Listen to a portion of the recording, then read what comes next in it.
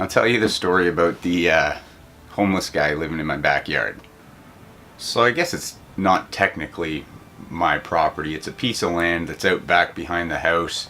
Nobody takes care of it. It's not maintained.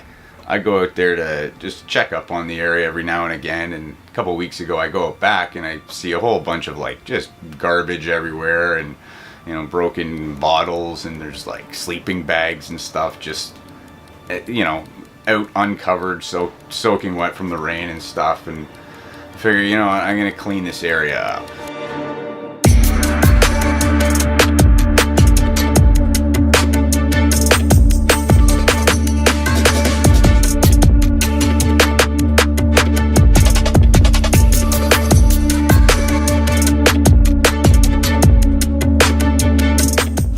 The homeless guy's name is Chris. I've only ever met him once. I brought him out some pizza one day and hung out with him for a little bit, and he seemed like a nice enough guy. So as I'm cleaning up the area, I started thinking, maybe I'll build this guy a little shelter or something that he can just put his sleeping bags underneath to keep him dry, and have a little spot to call his own kind of thing. So I call up my good buddy DJ Tadino, and I explain to him what I'm doing, building a shelter for a homeless guy. And DJ is really good in the outdoors. He's good at working with his hands. He's built lots of shelters over the years. So I asked him if he wanted to give me a hand, and DJ was like, yeah, absolutely, let's do it. So the idea was to build this shelter using as much natural material as possible. We didn't cut down any trees. There's tons of trees that come down every year from the snow, the ice storms and whatever. And I wanted to test out DJ's saw. He hand makes these saws. He made this particular saw for me, and we took it for a test drive to see how it did.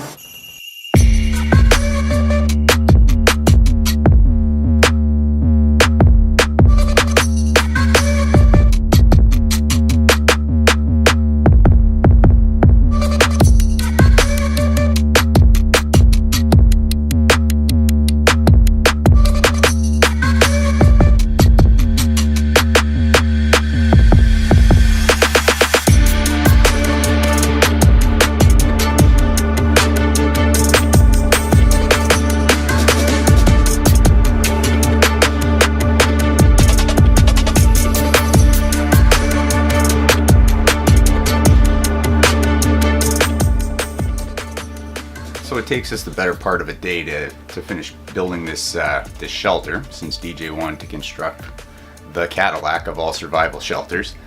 Anyways, DJ takes off, and I'm hanging out at the top of the hill by myself, just staring at Chris's squeegee that he had left behind. I'm thinking, this is probably what the guy used to make money.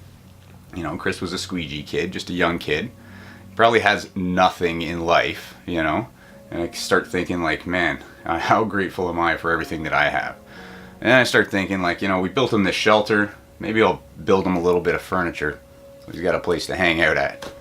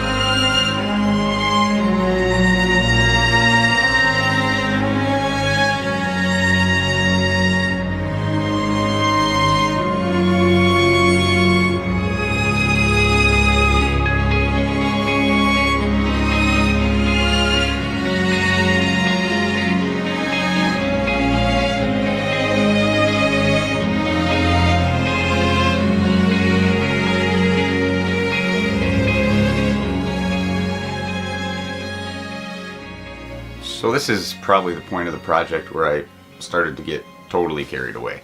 I figured, like, if we're gonna leave out some food for this guy to eat, then he's gonna need something to warm it up on or cook it on. So I built him this little cooking fire pit, and then there's tons of wood everywhere, so I chopped it up and then made a wood rack, and then I had a couple cinder blocks that I used to make a kindling pile over to the side. I started to see the potential of what this whole area could be, and I just kept on building.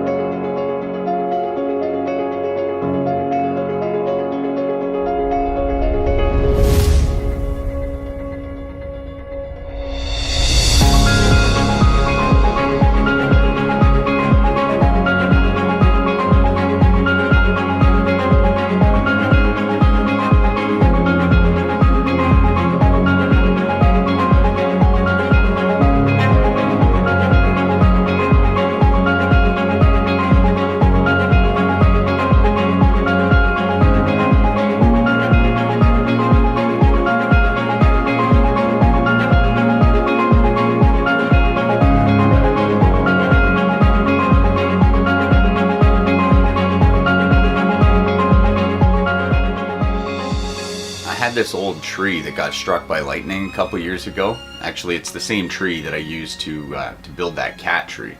But anyways, it was in pretty rough shape, but I wanted to see if I could salvage it and maybe make something out of it.